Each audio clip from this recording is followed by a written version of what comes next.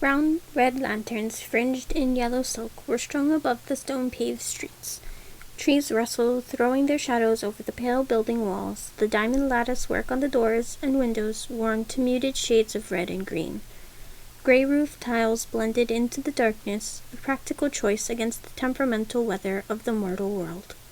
This village might have appeared dreary in the night, but the luminous lanterns lent it an enchanted glow. 100 aromas wafted in the air of foods, perfumes, and mortals. People thronged the streets, most dressed in plain cotton robes, while the more prosperous few were attired in gleaming brocade or silk. Ornaments hung from their waists, some adorned with jade beads or discs of precious metal. Loud popping noises startled me, as bright sparks, shreds of red paper, and thick smoke burst into the air. Firecrackers. Was there a festival tonight? The faces of the villagers were alight with excitement, just as when I had watched them from afar in the moon. Li Wei and Wen Ji stopped outside a large building. A sturdy plaque hung over its entrance with the characters painted in white, West Lake Inn. Gourd-shaped lanterns cascaded on each side of the red wooden doors. Its windows were flung open to the cool night air, music and laughter spilling onto the street. A lively establishment, though my head began to throb from the incessant noise. We would spend the night here before journeying to the Changjian River, where the long dragon had been trapped under the mountain for centuries. When Wen Ji had proposed that we stop in this village, I readily agreed, eager for a glimpse of how the mortals lived. But for a slip of fate, I might have been one of them too. At the sight of us, the innkeeper shook his head to turn us away. Was the inn full? The town was certainly bustling. Wen Ji did not speak, merely placing a silver tael on the table. It worked as well as any enchantment, the innkeeper's face lighting up as he tucked it into his sleeve. He said something in a low voice to Wen Ji, but it was drowned in the burst of laughter from a nearby customer. A young woman, his daughter perhaps, showed us to the wooden table by the window.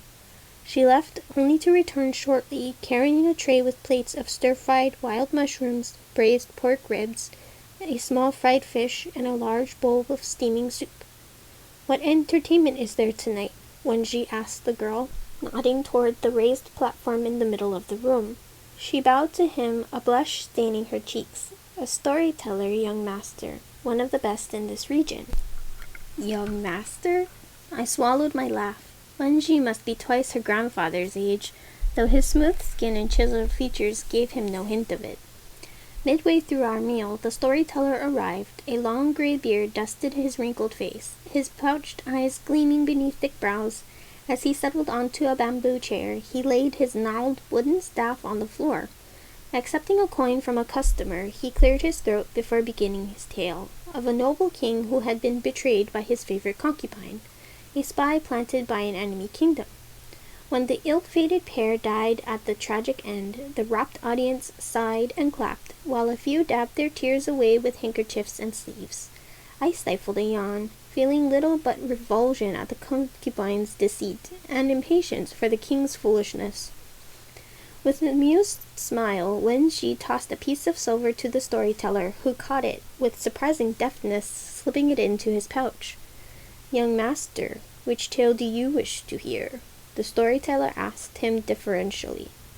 "The 4 dragons," Wen Ji replied. I sat up straighter, my ears pricking up. "Ah, a classic. Young master must be a scholar," the storyteller flattered.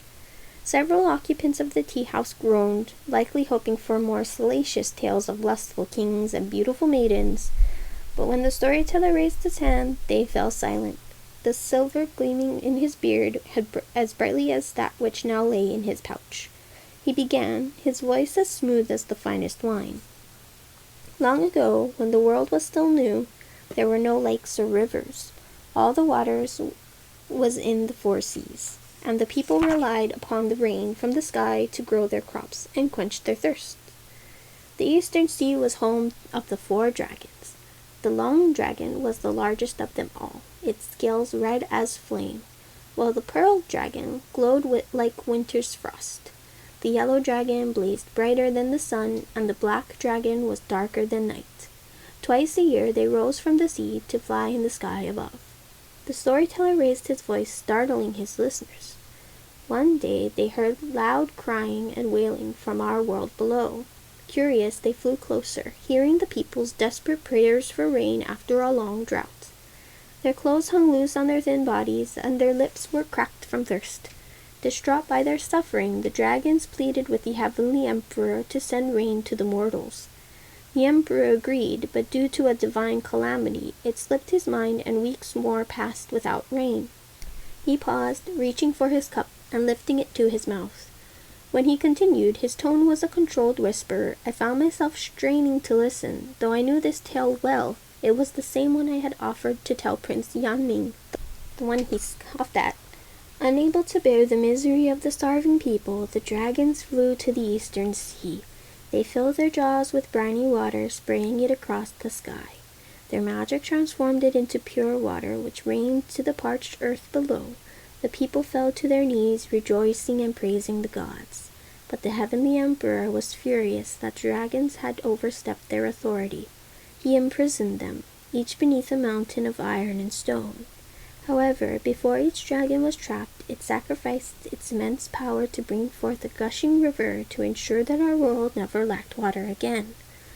From that day, 4 great rivers flowed across our land from east to west, named after the dragons in honor of their noble sacrifice.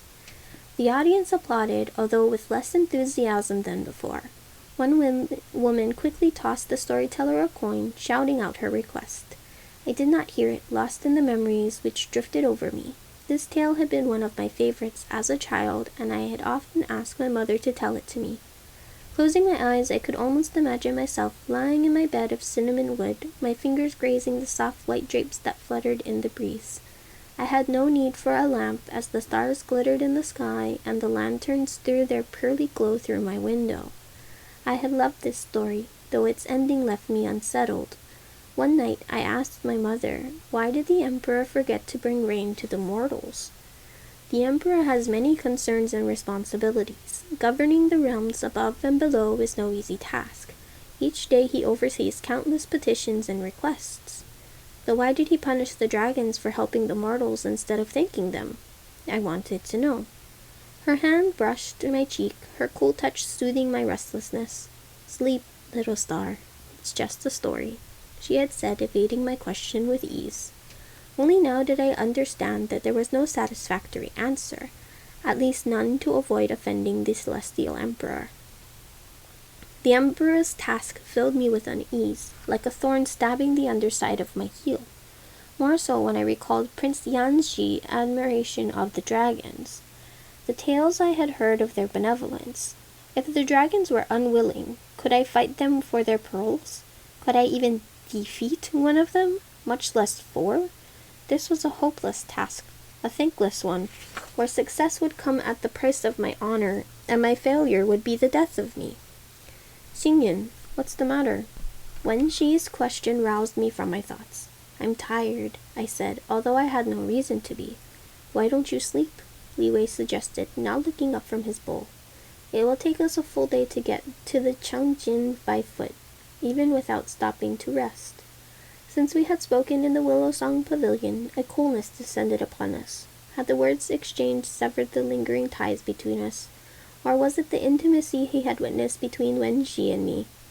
Whatever the cause, Li Wei was unfailingly courteous but withdrawn, and while this was exactly what I had asked of him before, it left me hollow inside. The innkeeper's daughter came to clear our table. As she lifted each plate onto her tray with painstaking slowness, she stole furtive glances at Wen Xi and Li Wei. Her eyes darted back and forth, as though she could not decide who took her fancy more. Indeed, they had little competition in this place. Even garbed in plain robes, their auras muted, Wen Xi and Li Wei had the same effect on mortal hearts as they did on immortal ones. I stood up, eager to leave. Just sharing this meal with them had rubbed my nerves raw. Where is my room? Wen Xi grimaced as he gestured to the floor above. The inn is full. The 3 of us will have to share. As he caught my horrified expression, he added, You may have the bed, of course. I'm sure His Highness can do without one for a night. A hint of mockery laced his voice. Indeed. Li Wei said coldly, though I intend to be present in the room nonetheless. Was that a warning? Was I reading too much into the edge in his tone? It mattered not. Even if this inn possessed the softest beds in the kingdom, a patch of damp grass would be preferable to suffering through a night as that. Ah, I'm not tired after all. I backed away from the table, coward that I was. After eating so much, I'll go for a walk. It's my first time in a mortal village. Wenji's stool scraped against the floor as he rose. I'll join you. I shook my head, smiling to take the sting out of my refusal. I wanted some time alone, and for some reason I did not want to go with Wenji and leave Li Wei by himself. I hurried through the inn, slipping out of its back entrance. This street was smaller than the one we had strolled through earlier, but no less lively. Several villagers watched the street performers as they spun plates on sticks or breathed out tongues of flame. I stopped to listen to an old man playing an eru, a 2-stringed wooden fiddle. The plaintive melody suited my mood well. When it ended, I dropped a gold tael into his bowl where it clinked against the copper coins. Even at this late hour, children ran around, chasing barking dogs or crowding the stalls. Some carried insects and butterflies woven from dried grass, while others clutched sticks stacked with glossy balls of red sweets. Curious, I bought one for myself, crunching through the crisp candied shell to reach a tangy hawthorn berry within. As I licked the bits of sugar off my fingers, some villagers stared at me, perhaps wondering at my enthusiasm over the common treat. How my mother liked this too. I lifted my head to the skies, wishing I could ask her. The luminous orb of the moon was smaller than it appeared in the celestial kingdom, but just as striking against the black night. It struck me that if my father had not been gifted the elixir, if my mother had not taken it, perhaps we would be living in a village such as this, in a house with white walls, a weathered moss-green roof, and wooden doors, our family whole. For a moment I could not breathe, lost in the dream. Or perhaps you would be dead, my mind whispered. Did my mother still cast her eyes here with longing? Did my father live still? Did he blame my mother for her choice? Me for endangering her life? If only I could seek him out, but I had no idea where to start, and I dared not test the Emperor's patience any more than I had. I turned into a quiet lane. Not more than 50 steps in, my skin crawled with that same prickling sensation as whenever danger was afoot, just as when the archer had shot me in the eternal spring forest. Impossible that he could be here, in the mortal realm. More likely he was dead, killed by Li Wei's soldiers, but it did not change the fact that I was being watched. Feigning ignorance, I continued down the path. While I doubted anything could injure me here, I had a couple of daggers tucked away for good measure. The jade dragon bow was slung across my back, wrapped in a piece of cloth to avoid attracting attention. When Wenji had suggested that I bring it along, it seemed a wise idea. In the quiet of my room, I had practiced using this bow. In the beginning, I could only sustain its arrows briefly, but over time they had grown steadier in my grasp. I had longed to test its power, to let fly the crackling shaft of light, yet never dared to. Where might one release a bolt of sky fire unseen in the celestial kingdom? A footstep thudded behind me. I reminded myself that immortals were forbidden from using magic in the mortal realm unless they were in dire need. Hostile dragons were undoubtedly one, yet for now my physical abilities would have to suffice. "Where are you going in such a hurry?" a man called out. "Would a beautiful lady like you enjoy some company?" 3 men swaggered forward, encircling me where I stood. They wore fine clothes and headpieces of silver and jade, but the pungent fumes of wine assailed my nostrils. They must be drunk indeed to call me beautiful, I thought scathingly. From the leers on their faces, it was not hard to guess their intentions. My fingers clenched into fists. "Not the type of company you have in mind," I replied curtly, turning away. A meaty palm clamped down on my shoulder, spinning me around. "Don't be so shy. Why would you be wandering here alone if you didn't want to be found?" The taller one slurred into my face. His breath was sour, stinking with the remnants of his previous meal, his hand now fumbling at the collar of my robe. Do you know who we are? We can afford to. Rage and revulsion erupted through my veins. I seized his wrist and flipped him onto his back. He screamed in agony, clutching his hand. Was it broken? I hadn't intended to, though part of me hoped it was. His two friends snarled, charging at me together. I sidestepped their grasping hands, grabbing them both by their necks and bashing their heads into each other with a resounding crack. 2 kicks sent them flying into the ground. Before either of them could sit up, I held a dagger in each hand against their throats. Pressing the blades down until a thin line of blood oozed out, I hissed, "I'm guessing this is not your first time. If any of you ever think of committing such vile crime again, I'll come back and sink my knives into your hearts." I raked them with a scornful look before placing my foot onto each of their spines in turn, my kicks sending them sprawling. "Demon! Demon lady!" one of them gasped, his eyes bulging as he scrambled up and fled. Not quite, I thought to myself, but it was closer guess than he would ever know.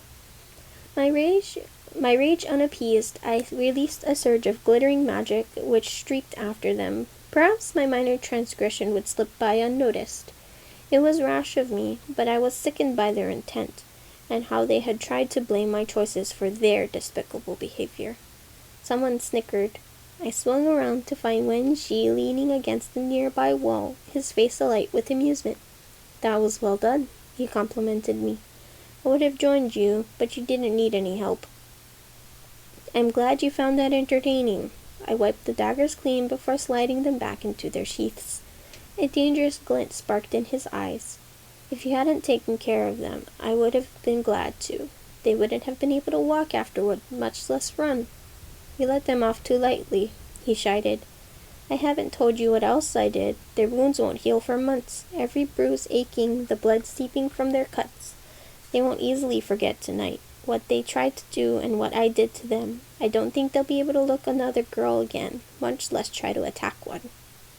Wen Ji raised his brows. "Remind me never to get on your bad side." He pushed himself off the wall, closing the distance between us, his hands reaching out to slide around my waist.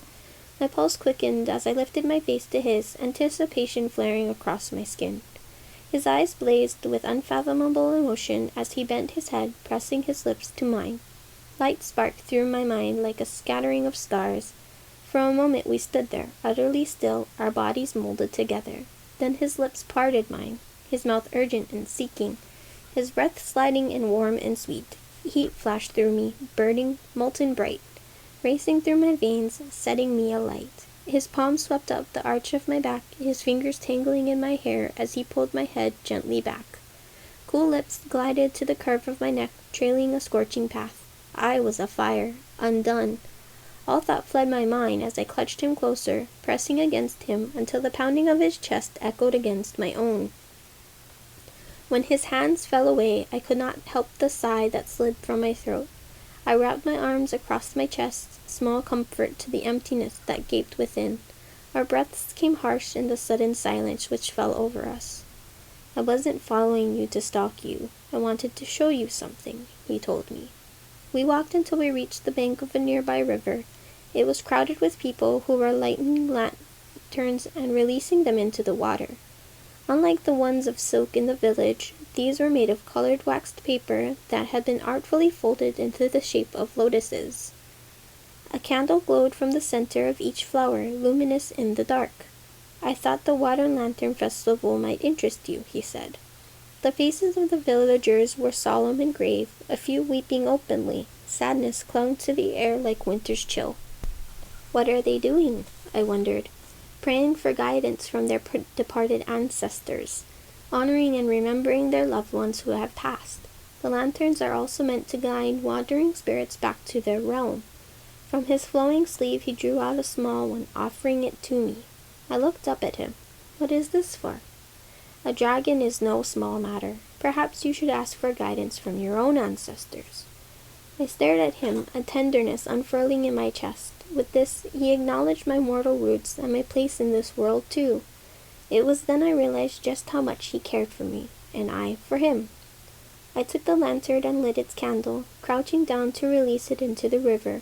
It bobbed unsteadily for a moment before righting itself and floating away. I did not ask for guidance. Who might I ask? I did not know whether my father was still in this world or the next. I did not even know the names of my ancestors. But I hoped wherever they were, they would see the lantern I had lit in their honor and know they were remembered. Beneath the dark sky we stood unspeaking. The river shone with the light of 100 lanterns, a stream of living fire, which flowed with the current toward an unknown horizon.